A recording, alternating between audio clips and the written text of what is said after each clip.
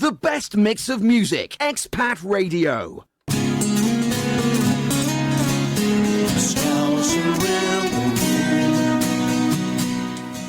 That would be me, your Scouser in the room. You're listening to Expat Radio. This is Joe Walmsley, broadcasting from San Antonio, Texas, USA.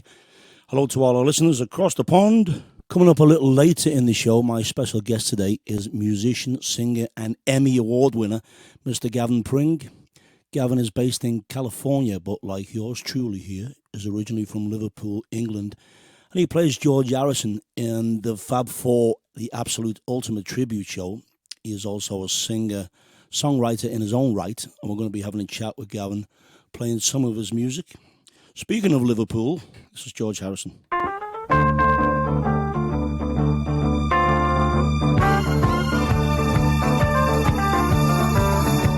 Shouting all about love. Well, they treated you like a dog, and you were the one who had made it so clear all those years ago. Talking all about how to give. They don't act with much honesty, but you put the weight to the truth when you say all you need is love. I always looked up to you. Now we're left cold inside by someone, the devil's best friend, someone who abandoned all. We're living in a bad dream. They've forgotten all about mankind, and you were the one they backed up to the wall all those years ago. You were the one who imagined it all years ago.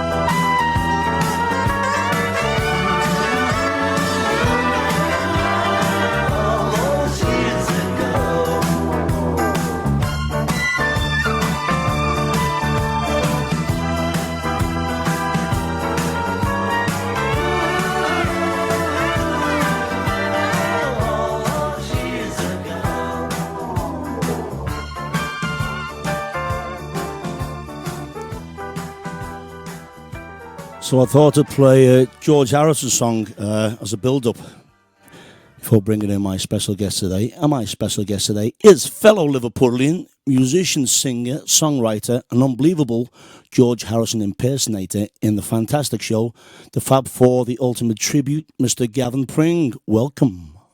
Hello, Joe. Thanks for having me on your show. How's California?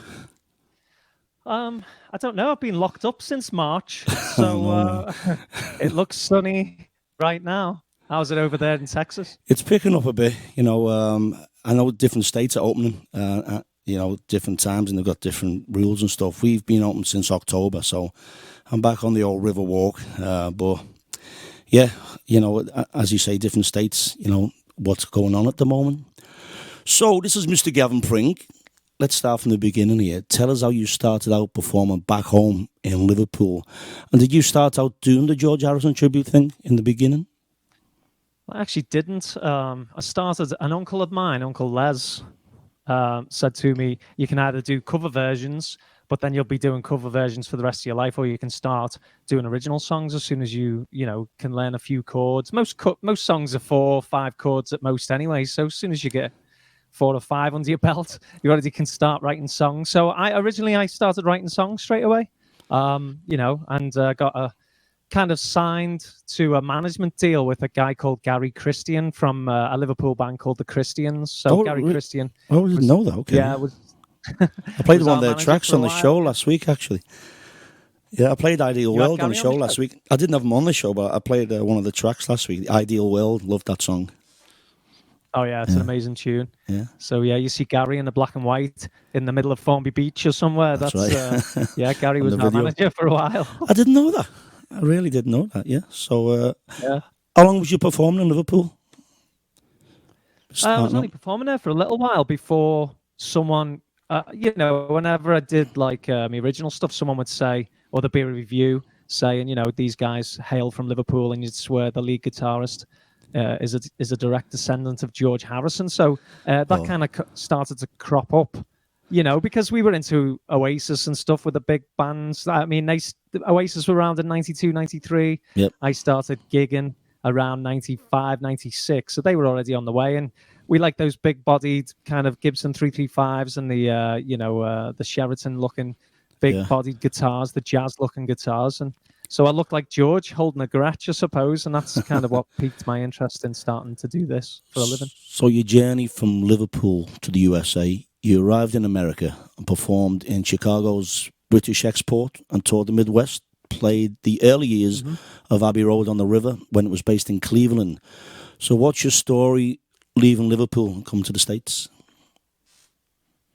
Well, I was offered a job over in South Korea with British Export, and they said we need a George for a month run for Hyundai. We're doing like these theaters. They own like 10 or 12 theaters all over South Korea. So and they're kind of like McDonald's, kind of like you open up the book. Yep. And you can plant a McDonald's anywhere. It's kind of like this with the Hyundai buildings over there. Every 10th floor on all the buildings are set up the same. The first floor is electronics, second floor is groceries, whatever, and then the 10th floor is always a theater. So we did a tour of these amazing theaters for the first month, and then the guy who owned British Export, Jim Martin, said, "Do you want to come and play over in the States?" So I was like, yeah. Do I stay in rainy Liverpool, or do I go over to the States? And that's kind of a dream for all of us too, Scousers especially. We love being from Liverpool, but we want to see the world, so that's kind of like why I said I'd seen South Korea, and I loved it over there, and I was like, I'll give America a go. And it was a very simple, I didn't know where it was going to end up. Every time you got a decision, it was just to make that decision. Do you want to come to Chicago? And I was like, yeah, right then. So. Well, I know, especially in our business, it depends how ambitious you are, and if you're writing, or I know you're a songwriter like myself and stuff, and we all did the clubs for years in Liverpool, and it's a really good training ground, Liverpool, for any musician. I went through it, you went through it, the clubs, the pubs, they'll tell you how it is there. You make no bones about it. But like myself, you've got that little dream of what you want to see the world, you want to travel, and it's in some of us, it's not in all of us, but I know what you mean. But Liverpool made us, that's our city. And I was back home just over a year ago. I had a great time, seeing everybody again. So let's move on and tell us, how did you come to join the Fab Four? So I was my tenuation with British Export was kind of over because I'd been offered work back in England again. And, it wasn't really going anywhere because I was playing in the summer when it was busy, because Chicago has great summers, but it has terrible winters. Yeah. And, so every winter I would go back to Liverpool and work in the shop again. So just before I was heading back to see what was happening in Liverpool again, I got a message from the Fab Four. They were auditioning people to play in Vegas. And they said, we've seen you, and you're already... Luckily, I was in America because they wouldn't have reached out to me if I was in England. So they were like, well, you're already here. Come on over. So I went over to Vegas, and I didn't have any money. One of the vivid memories for auditioning for the Fab Four was that I came over and I had $3. That's all I had in my back pocket. And when I arrived, the owner and president of the Fab Four, Ron McNeil, came down the steps, and I had all these bags and suits and everything, and I didn't have a little trolley to put them on, or as Americans would say, a cart. And he goes, hey, why didn't you get a cart? And I made an excuse. Well, I couldn't afford the cart. The cart was $5. I only had $3, but I didn't want to tell him that I only had $3. So he just went and slapped that $5 in like it was nothing, bling, and got the trolley or the cart. Do I speak English or American, Joe? What should I do? And so they came over he came over with the cart, and I put everything on it, and then I went and auditioned, and then I never ever really left them after that. It was a handshake deal. Do you want to join us? Yeah, go on. Yeah. It was years later. I realized that I could learn a lot from the guys. They were really, really good at listening to the Beatles. And whereas me and you grew up as buskers, you said it right. When you grow up in Liverpool, you have to a little bit be a stand-up comic. You have to be ready for anything. Backwards and forwards. Yeah. Yep. Because we both started out. Going to come and especially starting out as a kid, it's frightening when you're on stage in Liverpool. Yep. You don't get clapped after the song. You're expecting all this. When I was 14, 15, I'm like, what do I do now? What am I going to do now?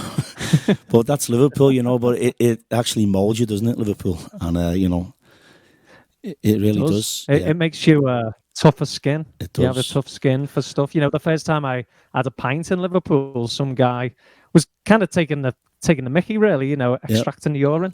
And I was already too young to be in the pub. It was the one on the Dock Road. I don't know if it's there anymore. It's called the Atlantic. Oh yeah, I've played the Atlantic. Yeah, it's actually recently just got knocked down, only recently, and that's such a shame because that's such a legendary pub in Liverpool. But that's where you had your first pint in the Atlantic. Well, yeah, I was like 16, and couldn't even grow a beard, and went into the Atlantic pub, and some guy at the bottom of the bar was like, busting me balls, as Americans would say. He was like, hey, he can't even grow any hairs on his, on his face or his ass or whatever, So he was taking the mickey out of me, but I fought back a little bit, and I was like, well, at least I'm not like, qualifying for an AARP kind of, vibe, like he was old and I was young, so I was taking the piss out of him. Yeah. But eventually he won. He had because he had the experience, you know what I mean? So he had the whole place was laughing at this battle of wits, and I was like dejected. I was like, oh, well, I better leave. But he sent me a pint over and said, nice one, lad. Like he kind of, I got the thumbs up, even I fought. I may have lost, but it definitely kind of prepares you to fight a little. It does, yeah. Let me tell the listeners this. As we all know, there are so many Beatles tribute bands all over the world. I remember the Matthew Street Festival back home, which you've played, I've played. You'd see the Russian Beatles, the Japanese Beatles, the Argentine Beatles. But I just want to make sure the listeners know this. But your show really is unique. And I've been in the audience a number of times, witnessed it. It's packed not only with the musical talent, you're all amazing, to where it's scary to watch, if you know what I mean. Because it's like, it's eerie at times, I'm like, wow, it's George, there's John, you know what I mean? Yeah, especially they've left us, John and George, and the other guys as well, Adam and Art who play, he's great, does a great mechanic. You all do, you all do. But apart from that, the comedy in the show too, with the Ed Sullivan character, not only introduces you guys, but makes appearances throughout the night. And of course, the different images throughout the years, the costume changes. It really is a unique show. And I've seen, and I suppose everybody's seen many Beatles tribute bands, but the work that's gone into your show really is. And to be in the audience, it's mesmerizing. It really is. The musical talent, the comedy, the writing that's gone into it. But hats off to you guys, and that's why you are what you are. I just want the listeners to know we're not just interviewing here another Beatle tribute band. This is such a unique show. And other achievements outside of the show itself. I mean, the band starred as the Beatles in the motion capture remake of Yellow Submarine when you were commissioned to cover the performance segments of the movie. You won an Emmy for the PBS television performance special. So talk us through that, the Emmy, the PBS special. Well, the PBS came on the back of like, a lot of bad luck. We were in 2008, 2009-ish. We'd split with our other, we'd kind of split into two.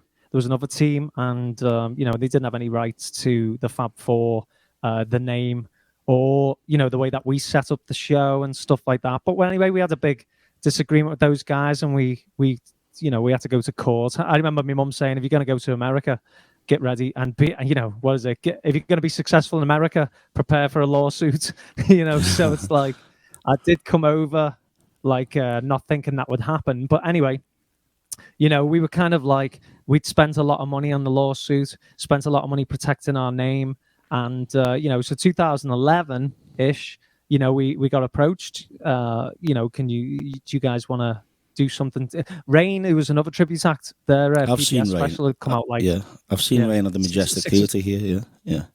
And, they're a great band. We know those guys too. Yeah. And they have a different take on the Beatles than we do.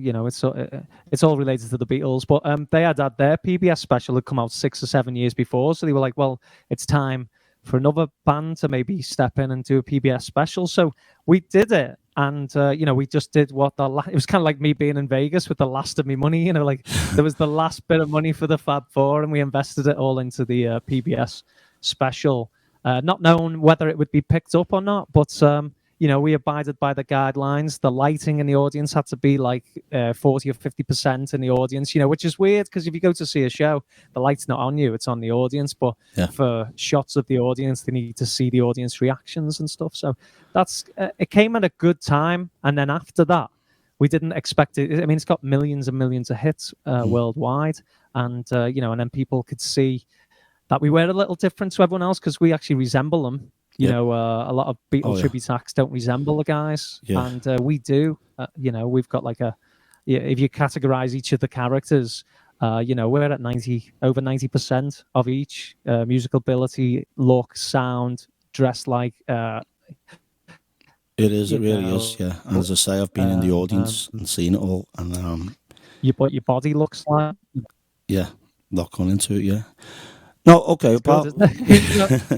So apart from the band and stuff, you are a singer-songwriter too. So let's play the first track today. But before we do, wait to talk us through it. It's a song called Do What You Love, inspiring, positive title. Tell us about this song.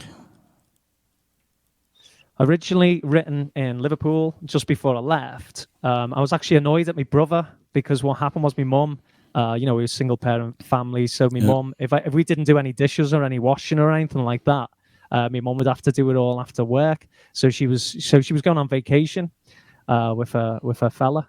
And she says to me, you both got to do the dishes when I'm away. I don't want to come back to a load of dishes. So I was like, all right.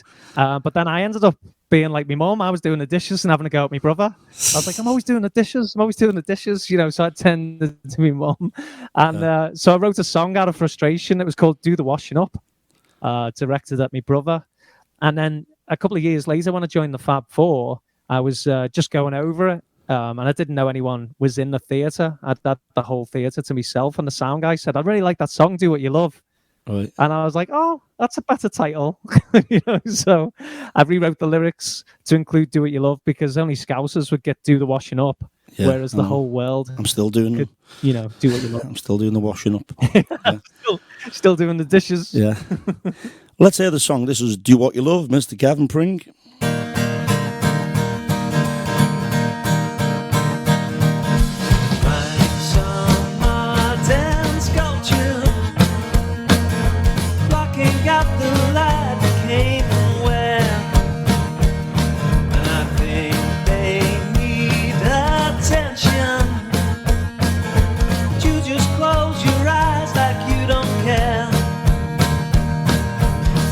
They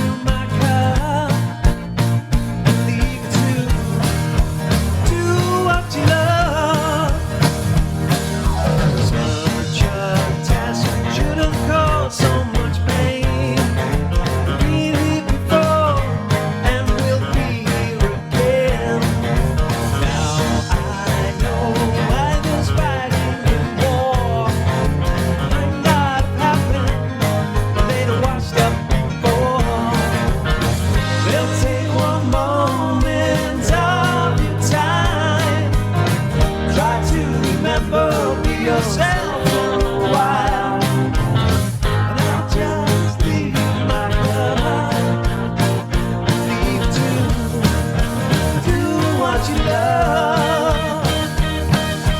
La la la la la la la la la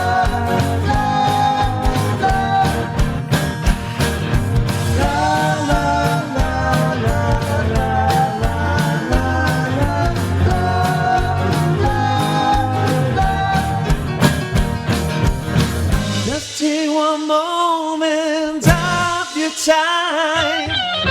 Try to remember, be yourself for a while. I'll just leave you my cup and leave too. I'll just leave you my cup and leave you. I'll just leave you my cup, leave you too. Do what you love. Do what you love.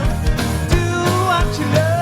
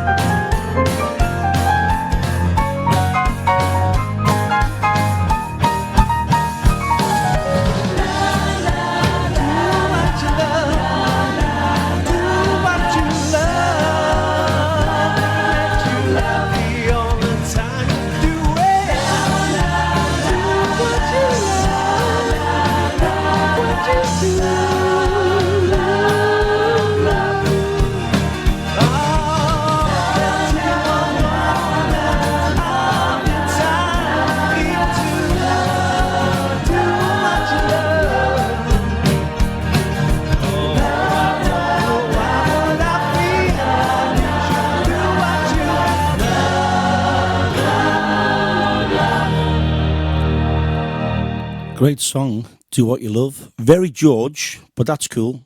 Also very Gavin Pring, because that is your style. You bring that George Harrison Beatlesque feel to your original music.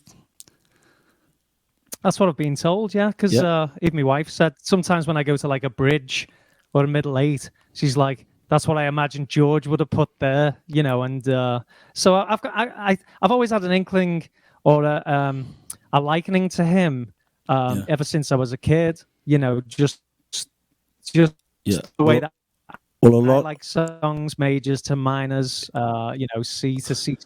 I was just going to say a lot of really nice chord changes, very effective chord changes, nice melodies, you know. And as I say, that you know that's your style, and it's not. Even though you do George Harrison in the Fab Four, your original music, you're not.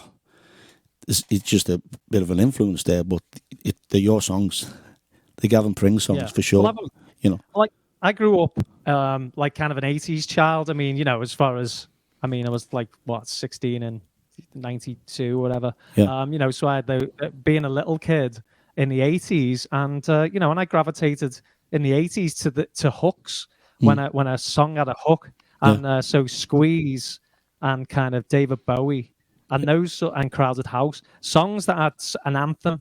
You know, that's why I like Oasis so much. Something that everyone can sing. You know, and that's what I gravitate to. So I want a part in every song where there's a la la la la, something that people can sing, and I throw away the kind of the deep cut ones, which I'm sure lots of people do, like album tracks where they kind of like have to discover stuff for ages. And I don't write that way. You know, I've got a few songs kind of similar to that, but for me, it's about the hook.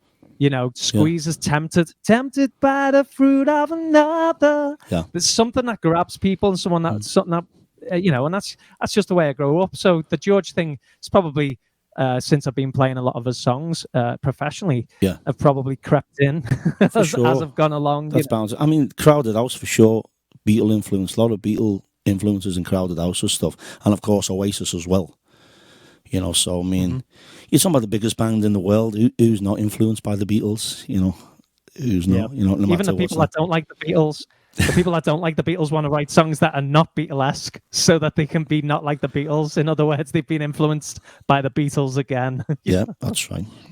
Now, talk about Small World, Gav. The first time I met you was at Waxy O'Connor's San Antonio Riverwalk, and you and two of the guys from the show came in after your show, and I was playing my gig, and I remember Phil Bentley, the owner, coming over to me. I said, when you take a break, you got to meet these guys. And when you introduce yourself, your last name sets off alarm bells for me.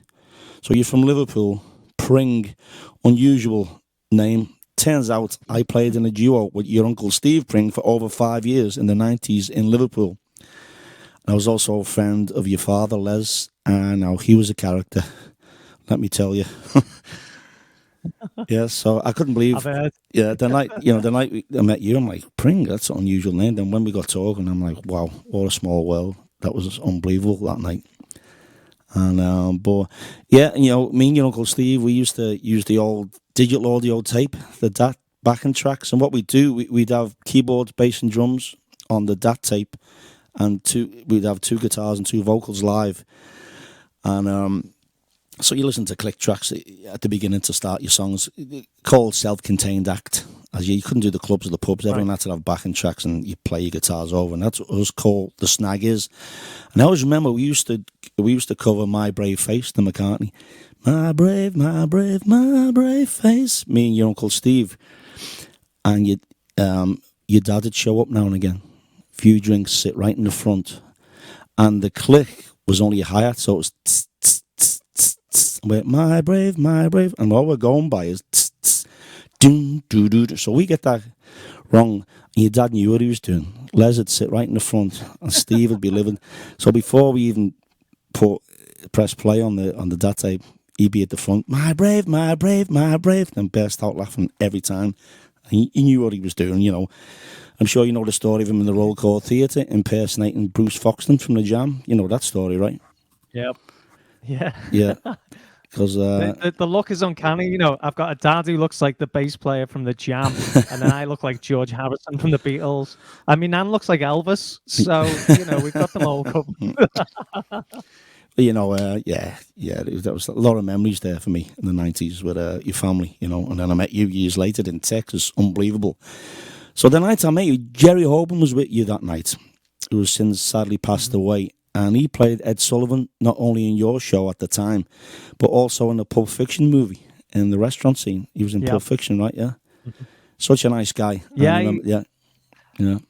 I miss Jerry every day. It's funny because he got when he first did Pulp Fiction, they used to give him a lot of they give him checks, and the checks would be big at the beginning, but as it got less people watched it, his checks would get smaller and smaller until there was a revival, and then his checks would come back again, get big checks. And one time he got a check from Warner Brothers for 2 cents, but he was like, I'm not going to cash it. So I said, can I have it?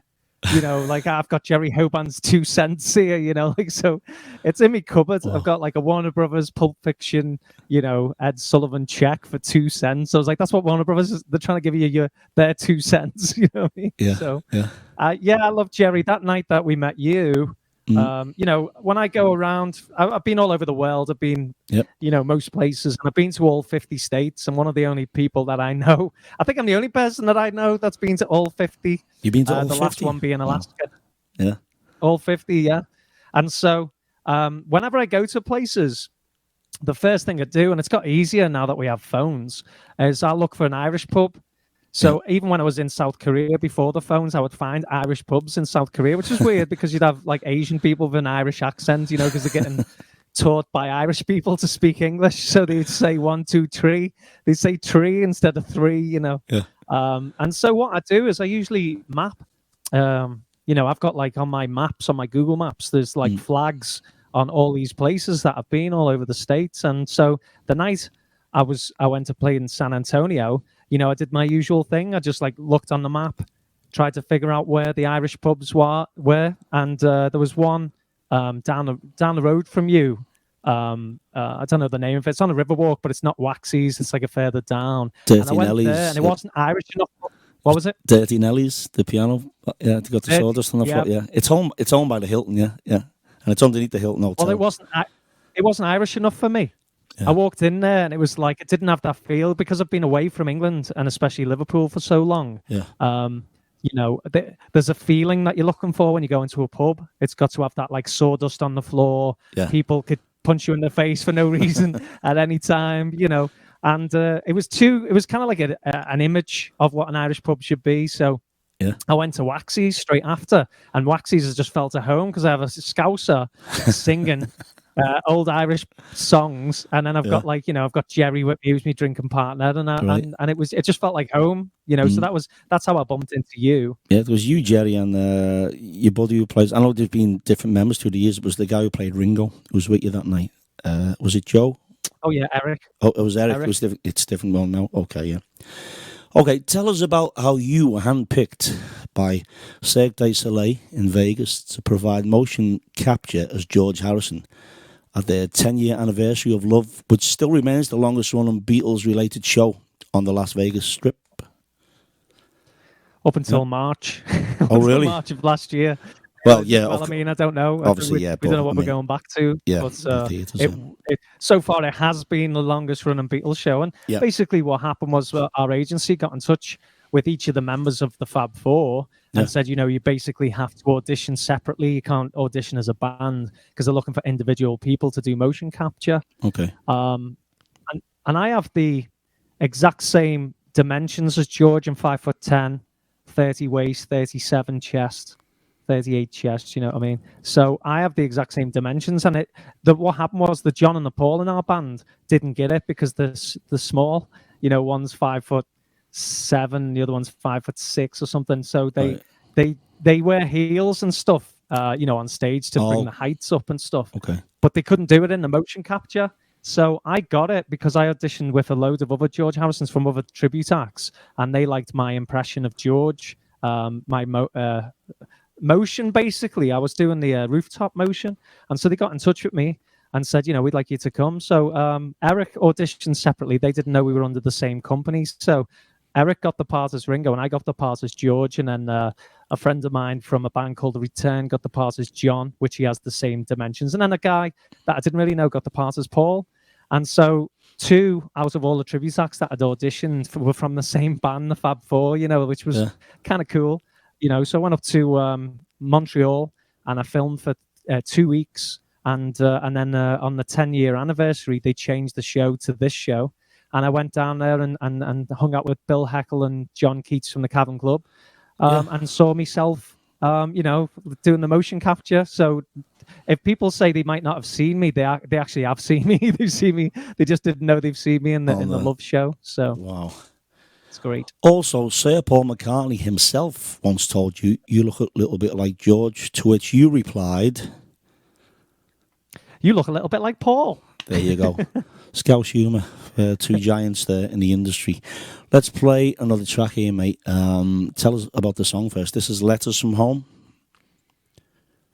Yeah, Letters from Home was what they call a collab nowadays, collaboration between myself and our old lead singer, Greg McVeigh. I was in a band called Grass Soup. That was the band Gary Christian was the manager of. Okay. And, I woke up with a melody line, a lot like Paul McCartney with Yesterday. I had like kind of a riff in my mind. And then I got the acoustic guitar that was next to the bed, and I kind of worked out what the chords were. And then I went round to everyone, has anyone heard this song? Anyone heard this song? They said no. And so I put it together. And the only thing I was missing, I had a bit of a melody, but I was missing lyrics. And Greg just went into the kitchen and he just wrote the lyrics within like a minute and came back and said, right, I've got this. And we didn't have a chorus really. And we wrote the chorus together.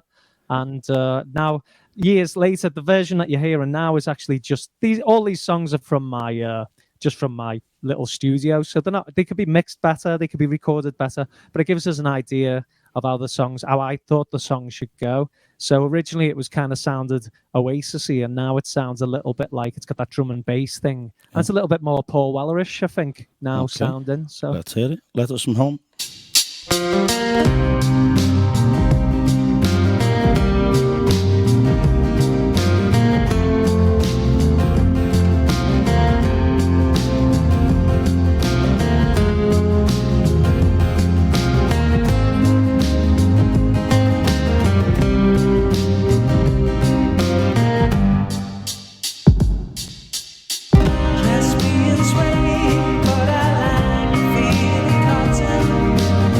Slip on this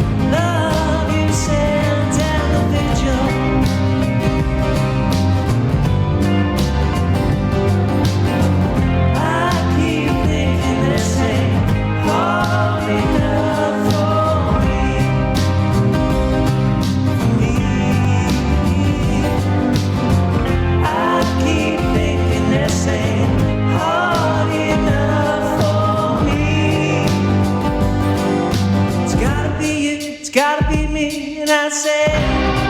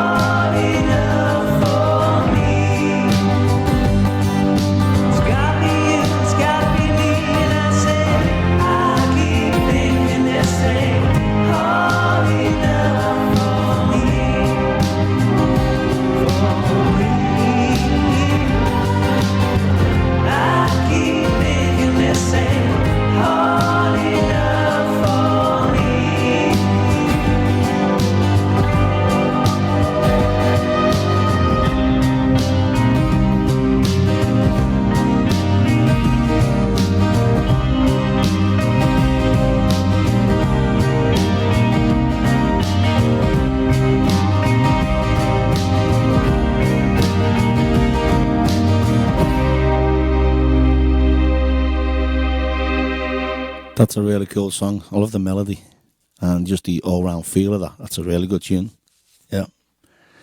Yeah, I suppose that would be a. I said I didn't do album tracks. That's more. That's like an album track, I suppose. Something you can discover. No, that's really a good track. Yeah. Well, let's talk about your solo projects, because outside of the band, you have your George Harrison solo tribute. You've had that going for a while, right?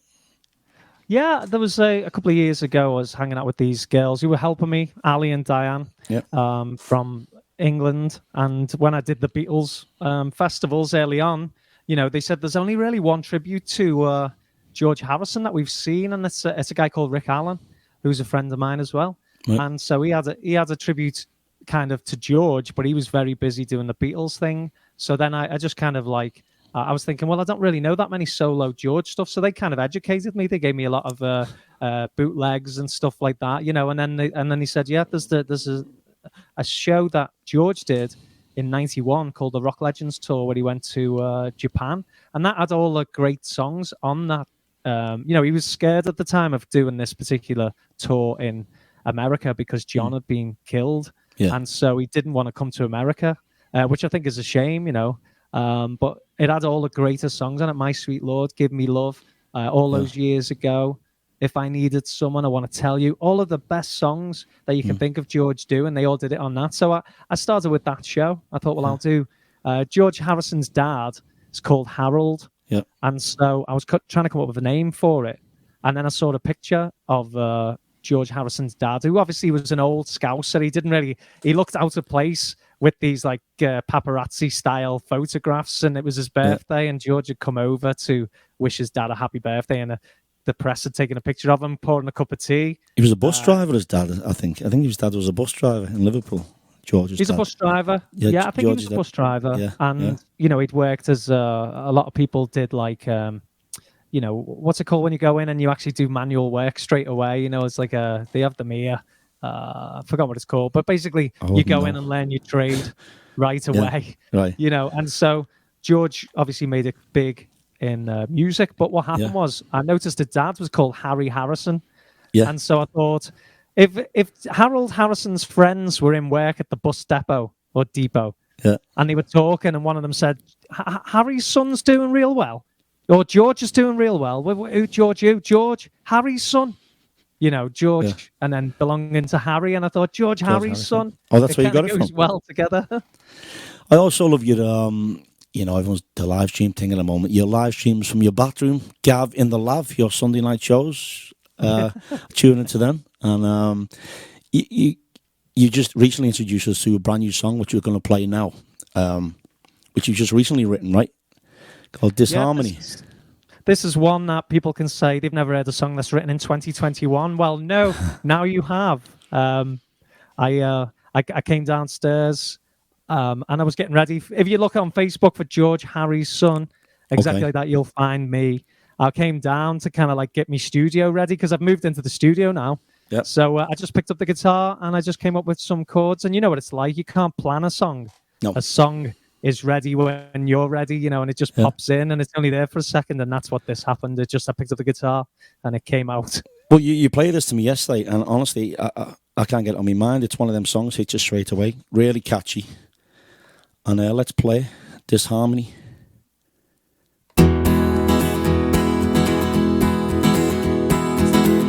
In the misty morning rain, I find I'm all alone once again.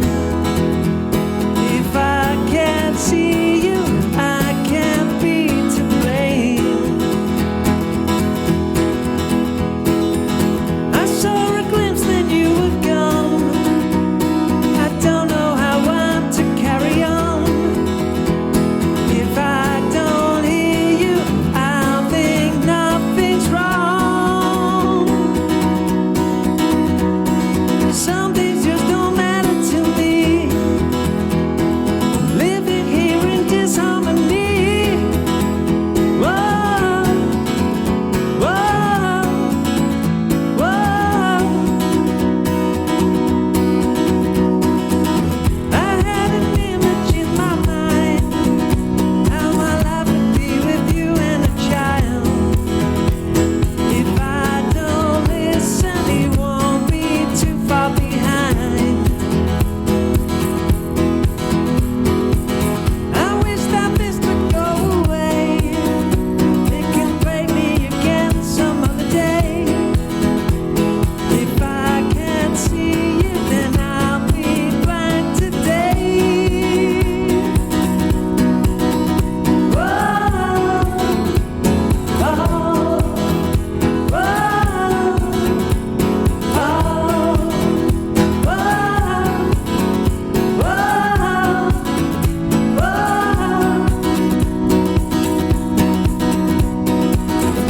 in the misty morning rain, I find I'm all alone once again. If I can't see you, I can't be to blame. I wish that this would go away. It can break me again some other day. But if I can't see you, then I'll be blind today. Some things just don't matter to me. Living here in disharmony. Some things just don't matter to me. Living here in disharmony. Whoa, whoa,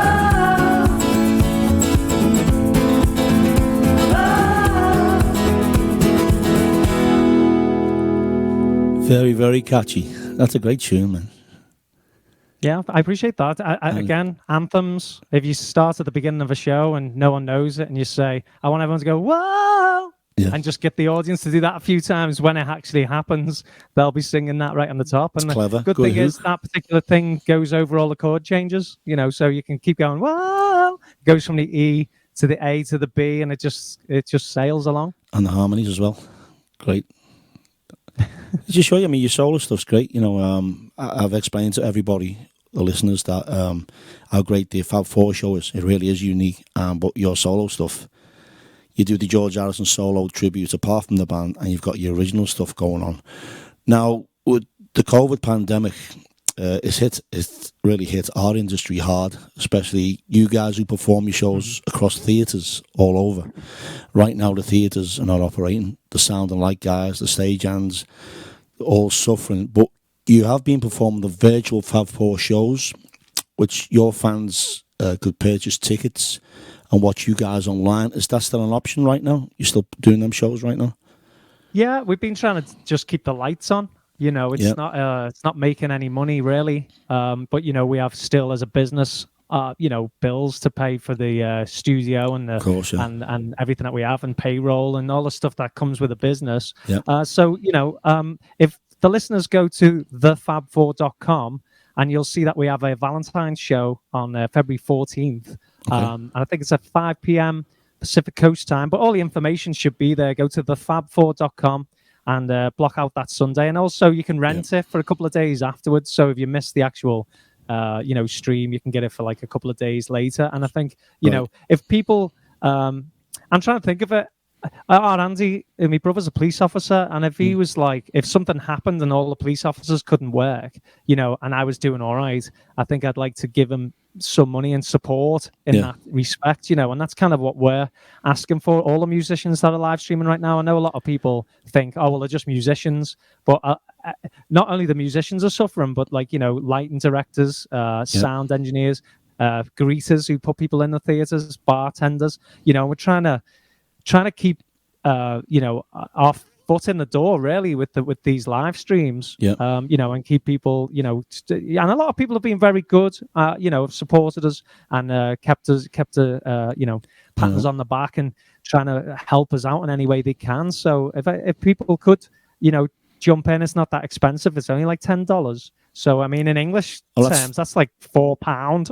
You know? Well, that's nothing for the show. You're going to see everybody, and so just tell them again, Gav. It's at thefab4.com. What's the link again? So if you go to thefab4.com, that's our main page, and then you'll see it's under a streaming site called Stella. And so you click on that, and then it'll just walk you through it. It'll say like purchase tickets, and you purchase tickets, and then you get like a code. And then you, you know, on the day you open up the box, you know, you open up the screen, and then I think you put your code in earlier on, and then it just starts playing. You'll see a countdown. It'll say 10 minutes before. So if you don't see that countdown, just click out of it, come back into it, and you'll see the countdown. When the countdown's moving, that means you're in the right place. So it's dead easy. Okay. A lot of people are scared at the beginning, and then they watch a show and they're like, oh, that was easy. So thefab4.com. A site called Stella. Get your tickets there. Highly recommended. I've seen the show, and it's an incredible show. And these guys, it's unbelievable. So thefab4.com. Also follow Gavin on George Harry's son. Your Facebook page, that right? George Harry's son. Okay. It's public page. All right, brother. We've got one more song to play. This is a collaboration. I'm going to let you explain this one. So I'm just sitting in my house. I get a message from my mate Joe Walmsley. I don't know if you know him.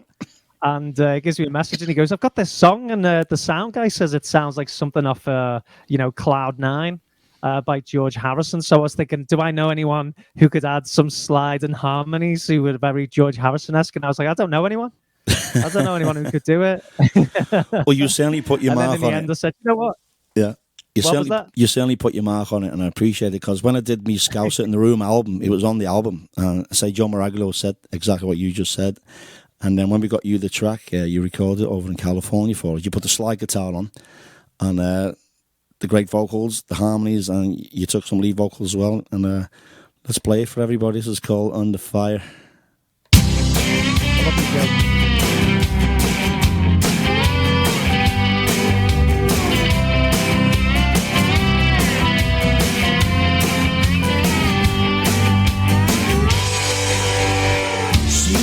Adventure, head on the turn. Be in your bonnet about something that's not your concern. Playing detective, trying to control the souls around you. You should really mind your own. What's this attraction intriguing you? This fascination reveals some kind of clue. I'm under fire, I don't know why. I could be dead and still you'd find a way to cry. A sad addiction you cannot fight. a strange amusement to spice up your non-existent life.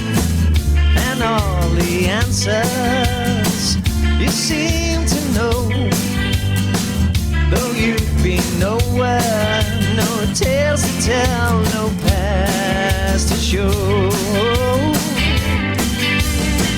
What's this attraction intriguing you? This fascination reveals some kind of clue. I'm under fire, I don't know why.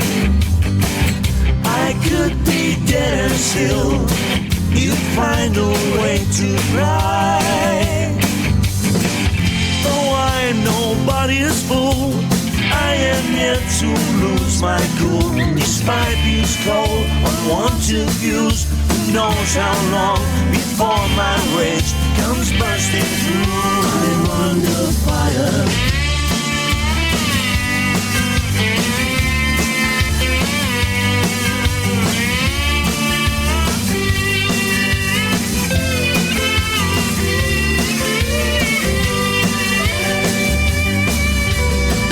What's this attraction intriguing you?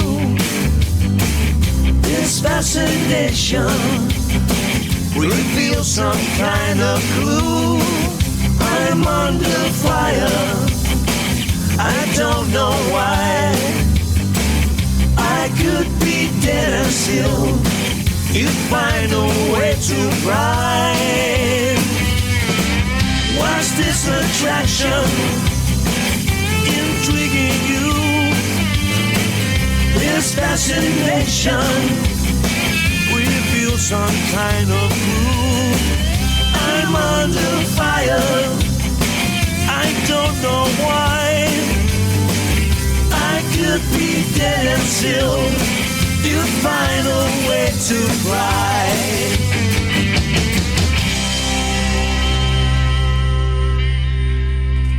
Two Scousers there in harmony, and thanks for putting your mark on that song, man. It made the song so much better than it was. Gavin, it's been a pleasure, brother, having you on the show. Thank you so much for joining us and for your time, and appreciate you. Love to the family. Hope everything gets back to normal soon. Don't forget, folks, the Fab4.com. And it's a site called Stella. Purchase them virtual tickets and watch the show online. Also, hit Gavin up on Facebook on George Harry's son. Gavin, thank you so much. It's been a pleasure.